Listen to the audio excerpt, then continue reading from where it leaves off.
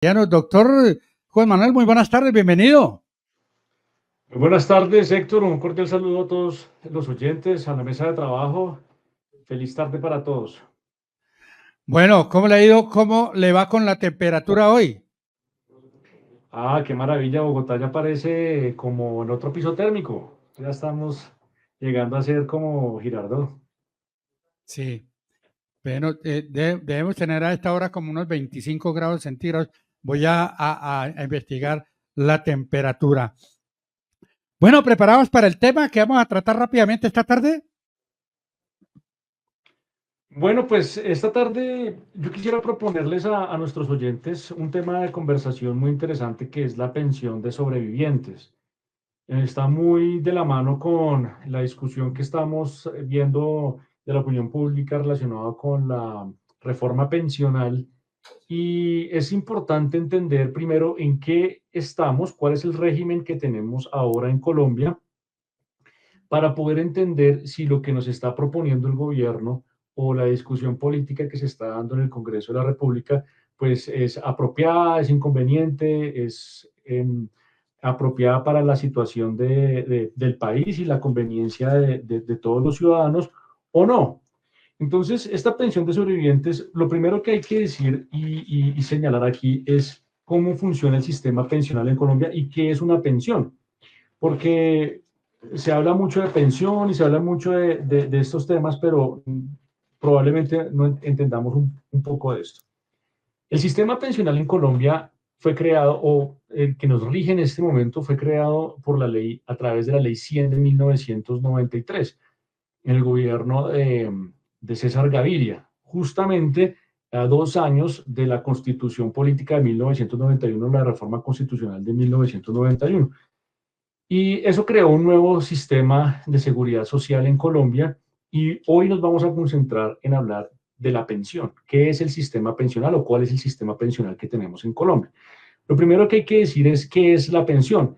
Y la pensión se define como el amparo que se le da a una persona contra las contingencias de la vida, que puede ser la vejez, la invalidez o la muerte. Entonces resulta que una persona normalmente puede trabajar o trabaja para obtener ingresos con el fin de mantener su propia y congrua subsistencia. Y cuando las personas trabajan, están obligadas a estar afiliadas al sistema y están obligadas a aportar y contribuir al sistema de pensiones. En particular, es lo que estamos hablando en este tema. Entonces, la ley 100 del 93 creó dos regímenes: el régimen de prima media con prestación definida y el régimen de ahorro individual con solidaridad. El régimen de prima media con prestación definida está administrado por Colpensiones y el régimen de ahorro individual con solidaridad está administrado por los fondos de pensiones privados. Colpensiones administra ese régimen de prima media y este régimen de prima media establece que se debe tener unos requisitos para estar afiliado al sistema. Y básicamente todas las personas trabajadoras que sean dependientes o independientes tienen que estar afiliadas al sistema de pensiones o al régimen de pensiones, a cualquiera de los dos, al que escoja, es completamente voluntario. ¿Y cuál es la diferencia entre estos dos asuntos, entre estos dos regímenes? El primer régimen, el régimen de prima media, es un régimen que genera un fondo común entre todos los aportes y al finalizar, del año cuando ya la persona adquiere los requisitos para obtener la pensión de vejez, en Colombia para hombres es de 62 años y para mujeres es de 57 años y 1.300 semanas cotizadas. Lo que hace el sistema de prima media es que hace un promedio de los últimos 10 años de los aportes del ingreso base de cotización, hace un promedio y te da un porcentaje de ese promedio, que puede ser el 80-85% del promedio de los últimos 10 años. A diferencia del régimen de ahorro individual, lo que hace el régimen de ahorro es que se crea una cuenta individual donde los afiliados hacen unos aportes a su propia cuenta. Y allí, obviamente, tienen que cumplir con los requisitos de edad y de semanas cotizadas para después determinar, el fondo determina, después de un cálculo actuarial, a cuánto sería el monto de la pensión a la que podría ser beneficiario. Entonces, dependiendo de los ahorros que tenga, se determina el monto de la pensión. Entonces, tenemos que hay tres clases de pensiones. Como lo decía en un principio, la pensión es un amparo contra las vicisitudes de la vida de un ser humano, que puede ser la vejez, la invalidez o la muerte. Entonces, frente a la vejez, pues entendemos que el hombre o la mujer tiene una vida en donde es muy activa, tiene una etapa de la vida que es muy activa y otra etapa en donde comienza ya a haber un decaimiento físico, moral, intelectual, y hace que las personas tengan que salir del mercado laboral, por decirlo de alguna manera. Entonces, ya cuando se pierde esa vitalidad en los hombres a los 62 años, entonces el sistema o el legislador contempló que ese era el momento de obtener una pensión de vejez. Entonces, esa pensión de vejez solamente se requieren dos requisitos en ambos regímenes, que tener la edad y las semanas cotizadas. Para las mujeres la edad de 57 años, para los hombres la edad de 62 años y como ya lo dijimos, 1.300 semanas cotizadas. La otra vicisitud que puede ocurrir es la invalidez, es decir, que una persona sufra un accidente de origen no laboral, sino de origen no laboral, es decir, una enfermedad común. Entonces, si la persona tiene una enfermedad común, un accidente de carácter de origen común y pierde más del 50% de su capacidad de trabajo, entonces puede ser beneficiario de la pensión de invalidez.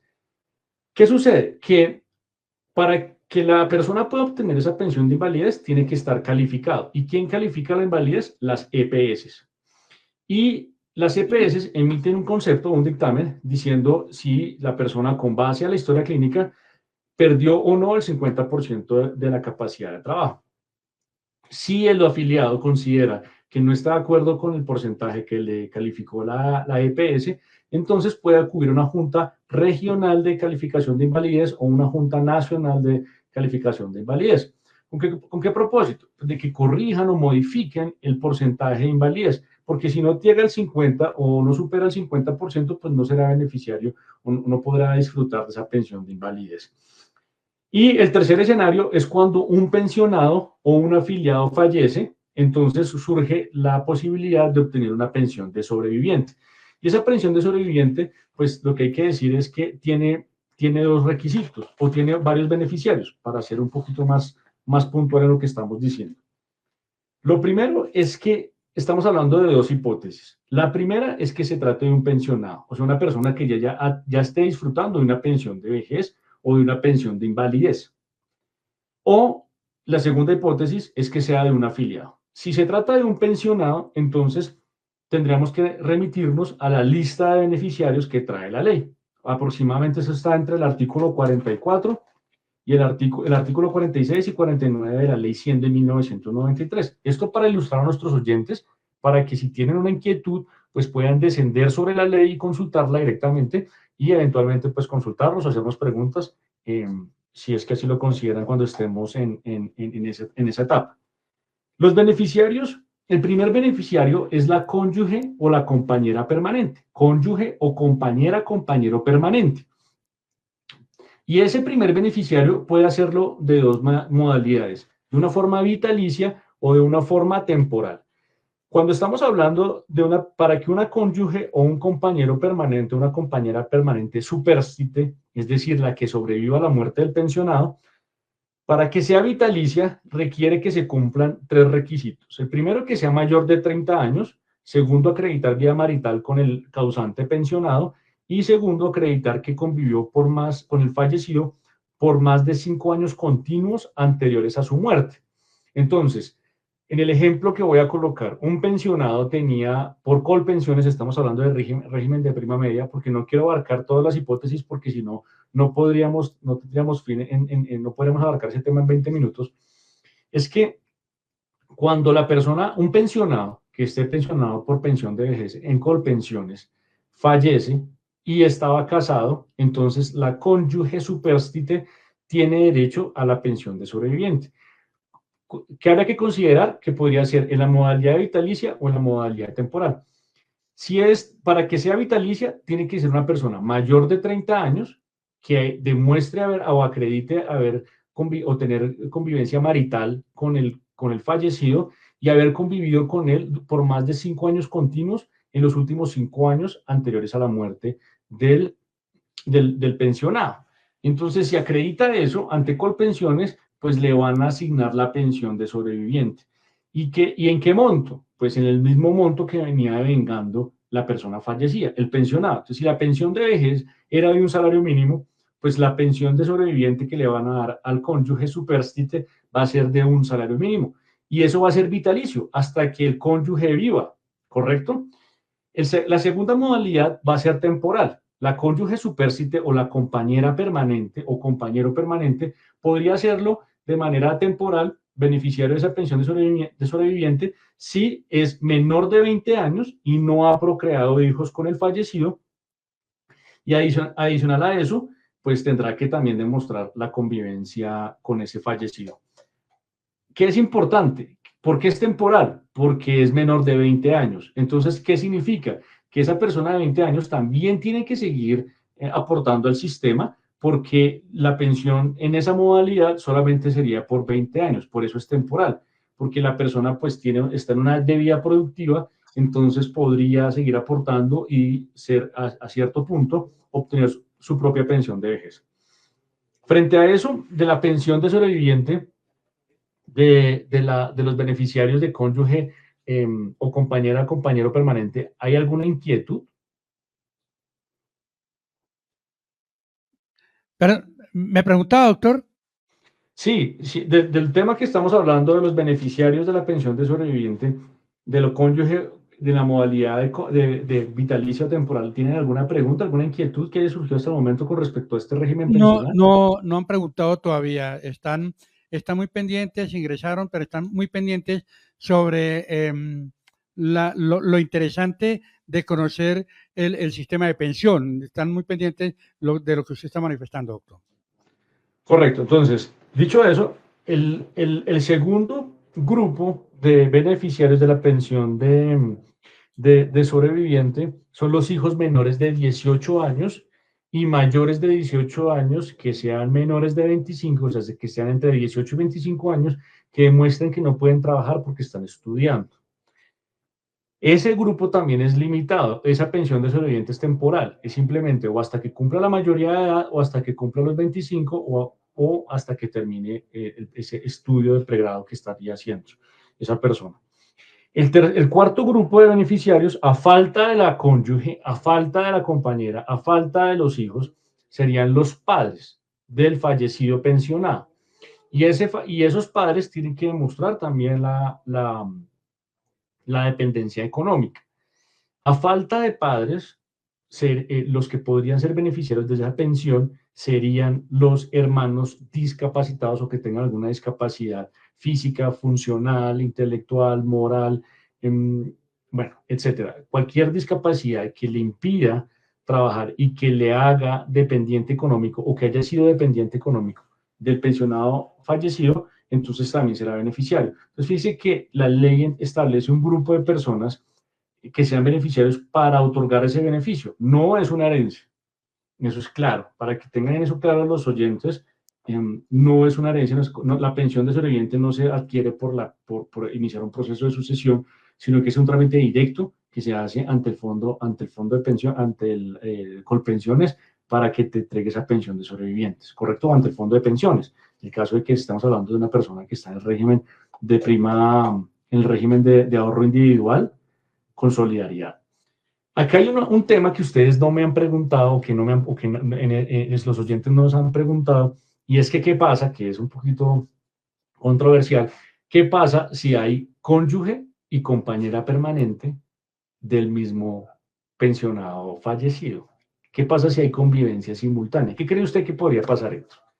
Que se murió el pensionado y resulta que en la ceremonia de funeral apareció la cónyuge, la casada, la esposa, pero también apareció la novia a reclamar esos derechos. ¿Qué cree usted que la ley o cómo se debe resolver ese problema? Es que la mayoría de las personas están, y los colombianos están en un terrible desconcierto, porque a veces ellos van hacer una averiguación y alguien les dice, este es el camino, y otro les dice otra cosa, mientras que ahí en el centro a veces hay personas intermediarias y como que distraen a las personas y terminan a veces entregándose a algún tipo de fondos y quedan como mal pensionados. Y eso es lo que la gente le distrae muchísimo. Y otra pregunta que me hacen aquí internamente a mi teléfono y es, ¿qué pasará? Y sobre todo, que es el temor que ellos tienen en este momento de la llamada reforma pensional. Bueno, pero es que mire, lo primero que tiene que preguntarse una persona, un afiliado, es en qué régimen estoy. ¿Qué régimen en la actualidad, hoy 12 de abril, qué régimen estoy? ¿Prima media o fondo o ahorro individual con solidaridad? ¿Prima media con prestación definida o o ahorro individual con solidaridad? ¿Qué es ese régimen? Para que podamos entender cuáles son los requisitos y cuáles son los beneficios de uno u otro. Ahorita, pues es muy fácil tener la información. Digamos que Colpensiones tiene una línea de atención gratuita, los fondos de pensiones tienen línea de atención gratuita. Ellos te van a explicar. Yo estaba en el fondo de pensiones, en el de ahorro individual, y me cambié a prima media hace más o menos unos 6 o 7 años. Porque hay unos beneficios muy interesantes, como los expliqué al principio, de estar en el régimen de prima media con prestación definida. ¿Cuál es el mejor beneficio, Héctor? Pues que la pensión se la calculan en promedio de los últimos 10 años de ingresos. Entonces, fácilmente uno puede decir, bueno, cotizo el sistema por un salario, por unos ingresos, no por un salario, sino por el salario que tenga, pero cuando ya me falten 10 años, es decir, cuando yo cumpla 52 años, que me van a faltar 10 para cumplir la edad de pensión, que son los 62, puedo incrementar mi ingreso base de cotización. Entonces, si cotizaba sobre 5 salarios, pues en los últimos 10 años puedo cotizar sobre 10 para que mi pensión sea un promedio de los 10 salarios, ¿correcto? Entonces, yo incremento mi expectativa de ingreso base de liquidación cuando ya vaya a obtener eso, cuando ya cumple esos requisitos. Ese es el beneficio que tiene el régimen de prima media. ¿Qué es lo que pasa con el régimen de ahorro individual? Que estás contratando con una empresa privada, que en últimas es una empresa que es un fondo de inversiones. Los fondos de pensiones son fondos de inversiones y es aquí donde está la discusión que entiendo el gobierno, en parte la discusión lo que el gobierno está planteando. Y es que el fondo de pensiones es un fondo, el fondo de pensiones es un fondo de inversiones. Entonces lo que hace es que te reciben dinero de las pensiones, pero ellos reinvierten ese dinero, lo ponen a riesgo en otra inversión, en una inversión en otro país o en este país, invierten en petróleo, invierten en extracción, invierten en seguros, en cualquier negocio que se le pueda ocurrir, y eso genera una rentabilidad para el fondo y una rentabilidad para el afiliado. Pero así como pueden ganar, también pueden perder. Entonces, y es un negocio bastante riesgoso. Entonces, ¿qué pasa? Que como es una cuenta individual, por eso se llama ahorro individual, es solamente suya. Entonces, Juan Manuel tiene una cuenta. Entonces, como usted está cotizando sobre el salario mínimo, entonces eso va sumando de a poquito, de a poquito, de a poquito. Si usted, para pensionarse una persona, más o menos tiene que aportar al sistema 24 años continuos, bueno, discontinuos, pero tiene que cumplir las 1.300 semanas. Y entonces resulta que cuando llega la edad de pensión, el fondo de pensión hace un cálculo actuarial y dice, esta persona sí será, esta suma de dinero que está consignada en esta cuenta, ¿es capaz de generar pensión? La primera pregunta. Entonces el fondo hace un cálculo y dice, pues sí, esto con esta plata que usted tiene acá, yo le puedo garantizar una pensión de tal valor, que en ningún caso podrá ser inferior al salario mínimo. Entonces, si eso no es capaz de generar pensión, ese capital que está en ese ahorro individual no es capaz de generar pensión, entonces se va a generar una figura que se llama la devolución de saldos, que es diferente a la que se genera en el régimen de prima media con prestación definida, que se llama la indemnización sustitutiva. Entonces, frente a eso, pues siempre lo he dicho, que es mucho mejor el régimen de prima media con prestación definida. Y si usted tiene hoy, señor oyente, la posibilidad de escuchar este programa y de pronto conocer esta información, pues mi recomendación es que se cambie inmediatamente el régimen de prima media con prestación definida. ¿Qué es lo que está haciendo la reforma pensional que está planteada por el señor Gustavo Petro?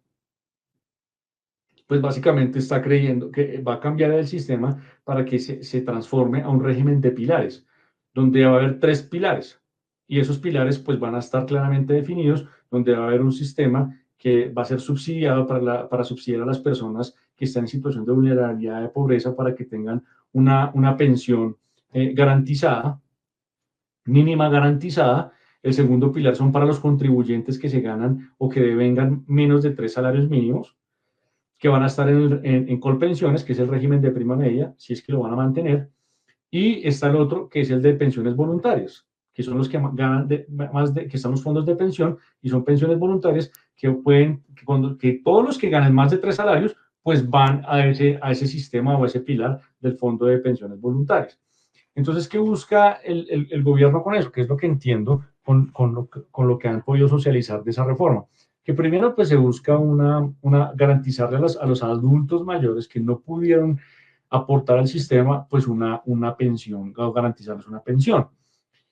Y trasladar, que son en Colombia, es más el número de personas que devengan entre 1 y 3 salarios mínimos. Ese es el grueso de la población. Entonces, es trasladar a todas esas personas a Colpensiones para que todos esos aportes lleguen a Colpensiones. Y como la excepción es el que tiene más ingresos de 3 salarios mínimos, que estaríamos hablando más o menos de 4 millones, 5 millones de pesos en adelante mensualmente, entonces sí van al régimen de pensiones de los fondos de pensión y voluntarios. Pero ¿qué es lo que pasa y cuál es la discusión del problema? Es la viabilidad de la sostenibilidad financiera. Porque si tienes que en un pilar donde están las personas que tienen una pensión subsidiada, entonces prácticamente podría decirse que podría ser hasta mejor o más fácil pues no aportar al sistema y dejar que el sistema te pensione gratuitamente sin hacer ningún aporte para que te subsidie y te mantenga, ¿sí? Cuando llegues a una edad adulta. Eso por ese lado. Y la segunda pregunta es, ¿de dónde va a salir el dinero para financiar esas pensiones? Porque si desde ya el sistema está desfinanciado y el sistema desde ya está en problemas, porque el problema es que Colombia está reduciendo su tasa de natalidad y como eso es prácticamente una pirámide, el sistema pensional funciona como una pirámide, tal cual, así como lo hizo David Murcia, pero con Colpensiones. Y es que los jóvenes financian la pensión de los pensionados, ¿sí? Y es una cadena. Entonces, con la plata de los aportes de ahorita, pagamos la pensión de los que se están pensionando. Si usted deja de tener en un sistema económico personas nuevas que entren al mercado laboral, pues van a dejar de aportar. Y lo que va a tener es una cantidad de población adulta en edad de pensión, y el sistema no va a tener la suficiente liquidez para financiar esas pensiones. Entonces, el problema que surge de la reforma pensional que está formulando el señor presidente, o a través del gobierno, iniciativa del gobierno, es esa, y la discusión es de dónde va a salir el dinero, de dónde va a salir el dinero para financiar esa modificación y la sostenibilidad. Y adicional a eso, pues que limita los aportes, le va a sacar al sistema de ahorro individual una cantidad significativa de afiliados, porque los que tengan ingresos inferiores a 3 salarios mínimos se van para el régimen de prima media, que administra Colpensiones. Entonces le va a quitar un gran volumen de afiliados al fondo de pensiones, y pues allí va a haber un problema de desfinanciación también, pues va a dejar de ser atractivo ese negocio para el privado. Entonces, sin tomar partido de una u otra posición, aquí lo que interesa entender es realmente que haya una solución al problema pensional y que realmente funcione a largo plazo. Porque es que este sistema lo tenemos hace más mal contados 30 años, es un sistema nuevo, y entonces el sistema no le han dado la oportunidad de mostrar sus beneficios. Hasta ahorita es que se están pensionando las primeras personas que entraron a ese régimen de fondo de pensiones, hasta hace unos años muy, muy cercanos. Entonces, lo que es interesante proponerle a nuestros oyentes es que pues realmente se busquen o se aprendan al respecto de la reforma que está planteando el gobierno, con el fin de tener una opinión y realmente aportar al debate respecto de las inquietudes que haya, para que en este momento, pues si se necesita la reforma, pues que sea el Congreso el que la haga, y sea a través de estos mecanismos democráticos y no a través de imposición, a través de vía decreto. Hay una pregunta de uno de nuestros oyentes, Freddy Alonso González Rojas, nos dice, en el régimen público de pensiones, la plata se pierde cuando no hay cónyuge o hijos menores de 18 años o interdictos. En el privado, la plata se puede reclamar hasta en un segundo grado de consanguinidad. Pues mire, no debería ser así como lo estaba formulando el oyente. El artículo 46 de la Ley 100 de 1993 es el artículo 46, 47, 48 y 49 de la Ley 100 del 93, establece el listado de beneficiarios, ¿sí? Y esos beneficiarios son para ambas regímenes, porque es que si una persona es pensionada del fondo de pensiones, pues puede, y fallece, pues puede ser también tener una lista de beneficiarios que sean los que obtengan esa pensión de sobreviviente. Entonces, ¿qué es importante acá?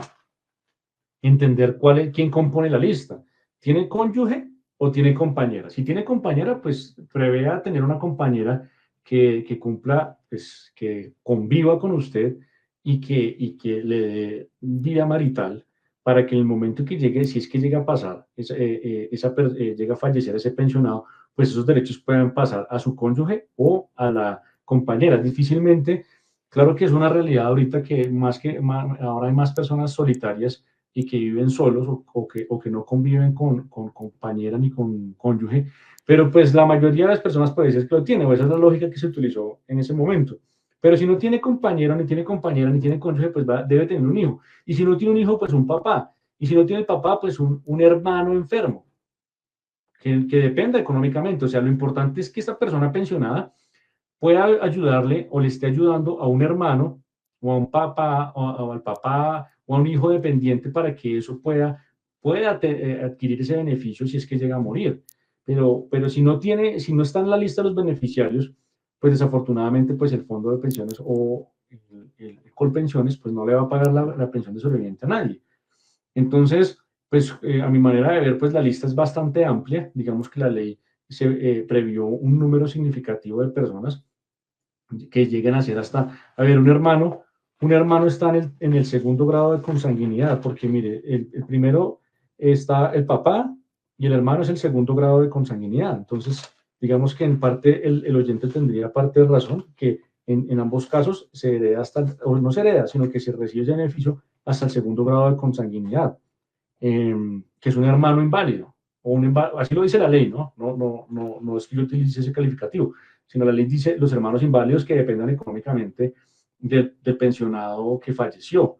Entonces, ahí estaríamos hablando del segundo grado de consanguinidad en ambos casos y consideraría que pues sería suficiente, ¿no? Ya hablar de un tío, de un sobrino y demás, pues es más complejo. También la pregunta que si por eso el gobierno quiere volver a las pensiones del Seguro Social, mal llamado colpensiones, donde la plata al morir los cotizantes y no haber dolientes, ese dinero queda en poder del Estado. Pues podría decirse que, que al no haber beneficiarios, pues el fondo se queda o la entidad se queda con el dinero.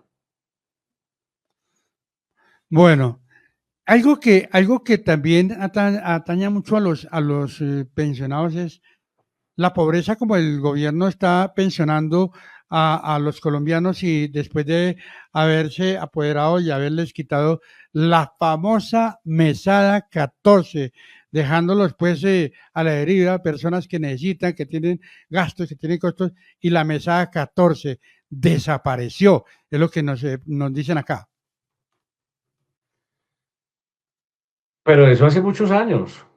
Pues Sí, yo creo que eso fue hace como 30 años que desapareció esa mesada. Lo que pasa es que, mire, no hay nada perfecto porque todo es hecho por el ser humano. No podemos pensar en que pues, existe un régimen pensional perfecto. sí.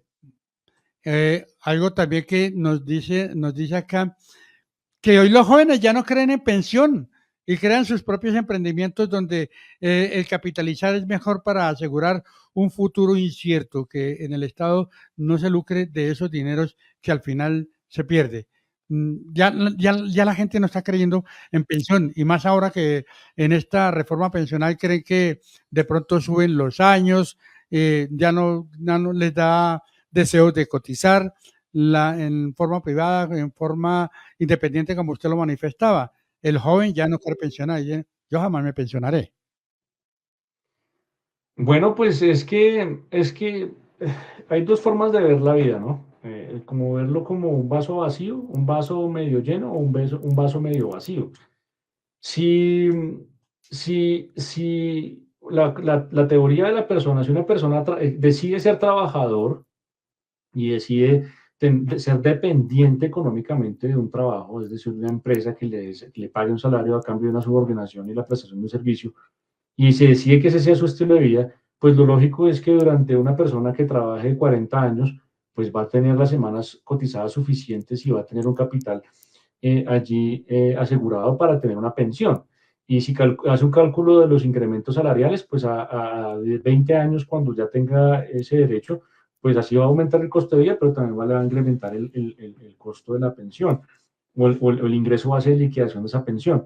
Entonces, diría yo que las personas que tienen digamos que el estilo de vida de ser trabajadores y tener ese ingreso fijo mensual, pues deberían tener y poder materializar esa expectativa. Por eso mi recomendación era que desde el principio les dije que se afiliaran al régimen de prima media con prestación definida, que es el mejor económicamente hablando, porque puede dar una pensión más alta de lo que puede dar un régimen de ahorro individual. Pero si la teoría es permanecer en el régimen de ahorro individual, ahí es cuando las cosas cambian, porque va a depender del monto que usted tenga ahorrado. Y ahí es cuando se hace la expectativa que se pueda materializar o no. Entonces, el sistema está diseñado para que usted vea eso como una posibilidad a largo plazo de ahorrar. Eso se llama ahorro individual, para que usted voluntariamente le vaya guardando dinero, más de lo que aporte, más de lo que debería aportar, para que su expectativa de pensión se materialice en algún punto al nivel que usted lo quiere hacer. Es válido, es respetable la opinión del oyente respecto de, pues, es mejor o no tener una inversión. Pues desde luego que económicamente se pueden ver también desde dos aristas. Invertir puede perder toda la plata en un día para otro, porque es que no es que yo tengo 10 millones de pesos y monto un negocio y me volví millonario. Ser empresario también es un complejo mundo en donde se puede perder toda la plata de un día para otro. Y no precisamente porque se la roben, sino porque la curva de aprendizaje, por los malos negocios, etcétera, por toda una cantidad de análisis que hay que hacer para hacer eso. Entonces, todo tiene cosas buenas o cosas malas y dependerá como de la personalidad del afiliado o del ciudadano, por cuál de los dos sistemas, si es de volverse un inversionista e invertir en negocios o si prefiere entonces buscar una pensión. Jesse, nuestra invitada tiene acá preguntas. Doctor Juan Manuel Sáenz. Bueno, yo quería preguntar si en algún punto han pensado si existe alguna generación de jóvenes, en este caso, pues los que no están creyendo en la pensión, que lleguen a un punto en que no se pensionen. ¿Qué pasaría con esa generación? Es que yo tengo una opinión al respecto. ¿Me recuerdas tu nombre? Jessica. Jessica, yo tengo una opinión al respecto y va de la mano de lo que venimos hablando. No debería existir un sistema pensional porque para eso uno tiene familia, ¿sí? Porque si nuestros padres nos mantienen mientras nosotros somos dependientes en esa etapa infantil o en esa etapa de desarrollo de los primeros 20 años en donde vamos al colegio y nos tienen que dar comida, alimentación, vestuario y demás, pues uno espera que cuando llegue la etapa de la vejez de los papás, los hijos sean los que contribuyan al sostenimiento de sus papás, de su propia familia. Entonces no debería uno negarles la posibilidad de que si hay que pagarles la vivienda, pagarles la alimentación, el vestuario y demás, sea la familia la que salga al auxilio de ellos. Lo que pasa es que el sistema pensional se creó porque desafortunadamente esos vínculos familiares están rotos. Entonces quedaron personas solas, ancianos, y no es un descabellado, y es una realidad verlo ahora, los hogares geriátricos. Pase usted por eso está, ahora es un negocio, tener hogares geriátricos, entonces usted pasa y puro lleno de abuelitos, de personas que pues la familia los lanzan a esos lugares porque pues no los quieren tener en la casa, porque se comete una carga, un estorbo, entonces pues nacemos allá. Entonces nace el sistema pensional con el propósito de decirle a esos ancianos, a esas personas adultos mayores, decirles, mire, usted puede ahorrar para que cuando llegue su etapa de vejez no dependa económicamente de nadie. ¿Qué es lo que pasa en este momento? Los jóvenes están diciendo, no, como hemos sido víctimas de esa mala imagen y desafortunadamente creemos en las noticias, nos volvimos en lectores de titulares. Entonces leemos el titular de la opinión de alguien que dice que en Colombia es imposible pensionarse y nos quedamos con ese eslogan.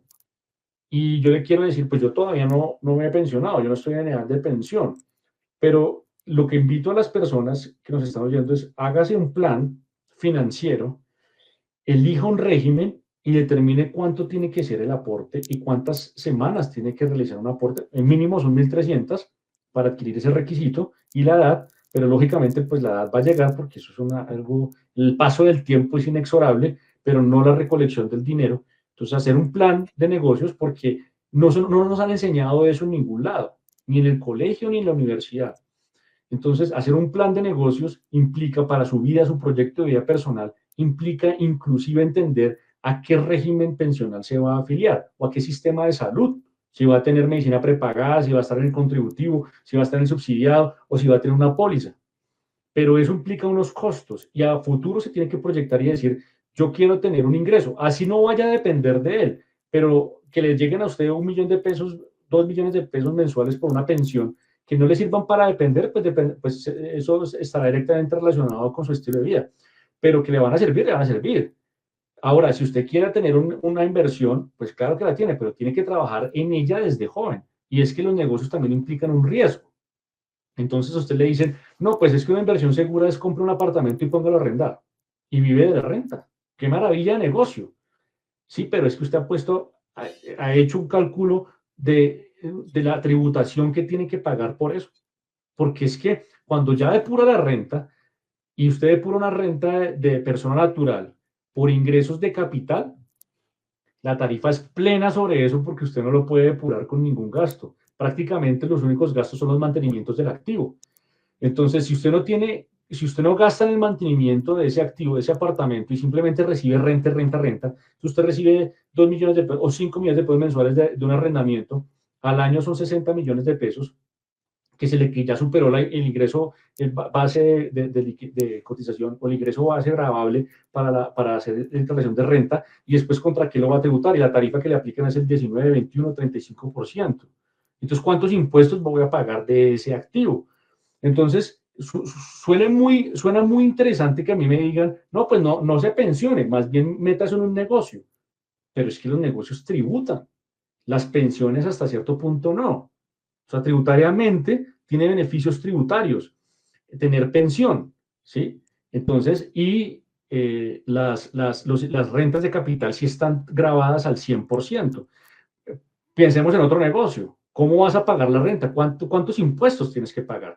Entonces, a los jóvenes nos gusta escuchar, no, es que la pensión, ¿eso para qué pensión? Mejor negocios. Ojo, primero hágase una planeación tributaria, hágase una planeación financiera del estilo de vida que tiene y del tema financiero que quiere obtener, el resultado financiero que quiere obtener, para determinar realmente qué es lo que le conviene, para no le quedarse en el eslogan ni el titular y decir, no, las pensiones no sirven, no me voy a pensionar nunca, porque esa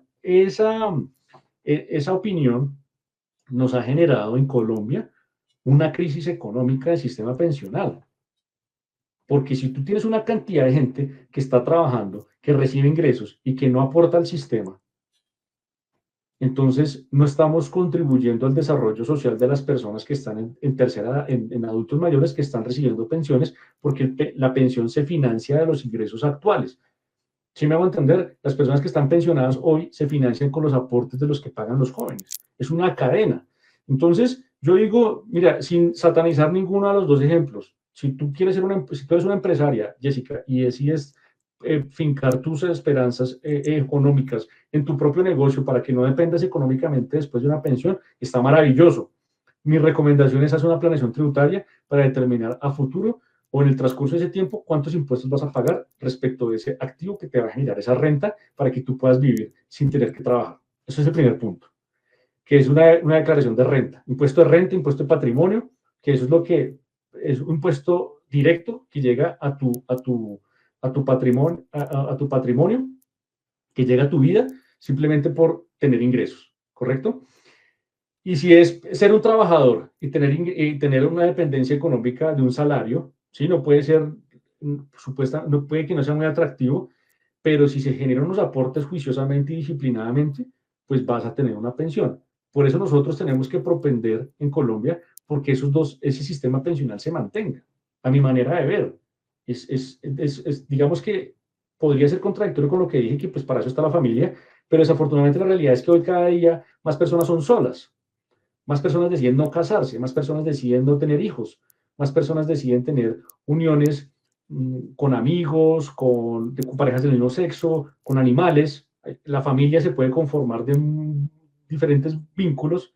Entonces, si a algún punto una persona llega a estar sola, ¿cómo me voy a mantener? ¿Cómo voy a pagar esto que voy a tener? Es simplemente como la recomendación de analizar los dos escenarios, ¿no? De cuál es lo que más me conviene y cuál es mi proyección de vida. Doctor, los colombianos que trabajan independientes son como muy perezosos para cotizar, piensan que nunca lo van a necesitar, porque yo a muchas personas que trabajan independientes yo les pregunto, ¿usted está cotizando? Y dicen, no, eso no hay necesidad, pero he visto muchas personas que vienen a veces de estos independientes quebrados y terminan sin nada, sin pensión y sin nada, y lo hubieran podido hacer en su momento y haber logrado buscar su jubilación de esa forma independiente. ¿Cómo han visto usted las cosas en ese aspecto? Sí, desafortunadamente, y me incluyo allí, los colombianos somos muy folclóricos a la hora de hacer planeación estratégica. Nos dejamos llevar por la emoción de las situaciones y nos gusta el flujo de caja, pero no tenemos en cuenta en esas planeaciones estratégicas, pues primero no las hacemos y cuando las hacemos no tenemos en cuenta la tributación. Y parte de la tributación es hacer reportes, contribuciones al sistema de seguridad social. Entonces, yo digo, este es un llamado para que, como le contestaba a Jessica, mi opinión es, hagamos planeación, estudiemos qué es lo que queremos hacer y hagamos una proyección financiera. Corramos un modelo financiero de mi vida, no de mi negocio, de mi vida. Yo, Juan Manuel, ¿cuántos ingresos tengo? ¿Qué ingresos puedo tener? ¿Qué activo tengo? ¿Eso qué ingresos me produce? Si yo mañana me llego a enfermar o me llego a morir o llego a quedar incapacitado, ¿qué va a pasar? ¿Quién va a quedar con mis activos? ¿Quién va a quedar con mis ingresos? ¿Quién va a quedar con mi pensión? Si yo tengo este activo, ¿cuántos impuestos tengo que pagar? ¿Cómo lo voy a mantener? ¿Cómo se va a depreciar? ¿Cómo lo voy a reemplazar? ¿Qué pasa si hay un terremoto? ¿Qué pasa si hay una guerra? Porque esas son cosas que pueden pasar. Y usted dice, no, pero guerras en Colombia no. Se tomaron la estación de policía de Toribio hace unos días y resulta que los vecinos, pues si le cayó un cilindro bomba, le tumbó la casa. Y si yo tenía una tienda de empanadas allí, pues me quedé sin negocio. Entonces, en la vida, a mi manera de ver, como asesor jurídico, mi recomendación es haga una planeación estratégica financiera de su vida y por ningún motivo deje a la deriva ni a la suerte o al azar el resultado. O sea, si va a ser una inversión y si va a ser un empresario, constitúyase como un empresario y como quiera que sea, va a tener que ganar un salario de su propia empresa. Y como va a ser empleado de su propia empresa, su empresa va a tener que hacer los aportes al sistema de seguridad social y al sistema pensional. O sea, el independiente en Colombia es el todero, el que yo soy abogado y no cotizo, no tengo empresa, soy un mercenario del servicio jurídico y yo todos los ingresos que tengo me los gasto en mi estilo de vida, pero no invierto en absolutamente nada. Ese estilo de vida pues está llamado a fracasar porque el día que se llegue a enfermar o que llegue a faltar, o sea, no se puede ni siquiera enfermar de gripa porque si no sale a la calle a conseguir negocios, pues no va a tener ingresos. Entonces, ese es el peligro del independiente informal, que su ingreso depende de él mismo. Y el día que llegue a faltar, pues ni pensión, ni activo, ni rentabilidad de nada. Entonces, es una reflexión que traigo muy respetuosamente, muy amigablemente al estilo de asesoría jurídica tributaria para que reflexionemos de estos temas. La política nos gusta, muchos dicen no nos gusta la política. A esa política dejémoselo a los políticos, a los corruptos, a otra gente, yo me dedico a hacer negocios. Pero fíjese que este tema es político, pero también es económico personal. Y si mi invitación es a que nos involucremos en eso, nos capacitemos en esos temas y nos generemos una opinión respecto de lo que está pasando en Colombia. Héctor. Señor, ya para terminar, le transmito una pregunta que nos envía uno de nuestros oyentes. Ya la mandé a hacer con la señora que te dije que hace unas... A ver, la pregunta que nos transmiten, a ver, lo vamos a buscar, la pregunta de don Alonso, aquí está. Don Héctor, muy buenas tardes. Bendiciones para todas las personas que día a día están en sintonía de Halcón Radio. Saludos a Giovanni y al doctor. Una pregunta especial, doctor, como para que usted conteste a mucha gente que en estos momentos tiene la duda. Si una persona que ya por edad no está cotizando, ya había cotizado directamente por el régimen privado, con 1.150 semanas de cotización, que es por el fondo privado donde se pueden pensionar y cumplen directamente con los requisitos, no importa la plata porque le pueden dar su plata, su ahorro como tal, para no estarle liquidando mensualmente ni nada después de que cumpla su edad, porque una de las funcionalidades es cumplir la edad exacta, que es 62 años, y tener las semanas de cotización en el fondo privado. En el público, si se sabe que no hay una compañera permanente, que es una persona que cotizó, pero que no tiene hijos porque ya todos son mayores, y que no hay un doliente en ningún grado de consanguinidad, interdicto menor 18, igual en el fondo privado, público, se va a perder esa plata. En el privado, la plata le va a llegar directamente en segundo grado de consanguinidad a esas personas. La pregunta es ¿cuál? Si esa persona tiene 52 años y no quiere seguir cotizando, cuando llegue a los 62 años, ¿puede reclamarle directamente esa plata al fondo privado? ¿O el Estado como tal va a coger esa plata y la va a meter a Colpensiones porque ya no se está cotizando?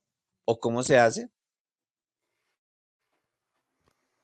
Bueno, ahí hay varias preguntas del oyente. Voy a tratar de responder las que logré captar. Espero no haberlo malinterpretado. El régimen de ahorro individual busca es que las personas, como en los dos regímenes, se pensionen, que obtengan esa erogación o ese beneficio a cierta edad. Pero en ese transcurso de adquirir esos requisitos, pues puede ocurrir lo que está diciendo el oyente, que pues mire, yo voy a ver que no me quiero pensionar, que no voy a alcanzar o prefiero retirar el dinero. Si lo que quiere es una devolución de saldos, pues no se los van a devolver en cualquier momento porque el sistema lo que va a decir es, no, usted tiene tiempo todavía para seguir aportando, todavía le faltan años para seguir aportando. Entonces, usted debe seguir aportando hasta que el capital que genere en esa cuenta individual le genere pensión. Lo que sí puede pasar, a mi manera de ver, es que cumpla la edad de pensión y esa edad de pensión, el capital que tiene ahorrado en ese fondo, en esa cuenta individual, no genere pensión. Entonces, el fondo lo que hace es un cálculo actuarial y dice, mire, con el dinero que usted tiene aquí ahorrado, usted cotizó sobre un salario mínimo y solamente ha cotizado 1.100 semanas. Y como no puede seguir, o no puede, o según lo que usted dice, no puede seguir cotizando, entonces el dinero que está allí y no genera esa pensión con base al cálculo actuarial que hace el fondo, entonces ese fondo lo que va a hacer es proceder a realizar la devolución de saldos, ¿correcto? Igual pasa en el fondo, en el sistema de régimen de prima media y prestación definida.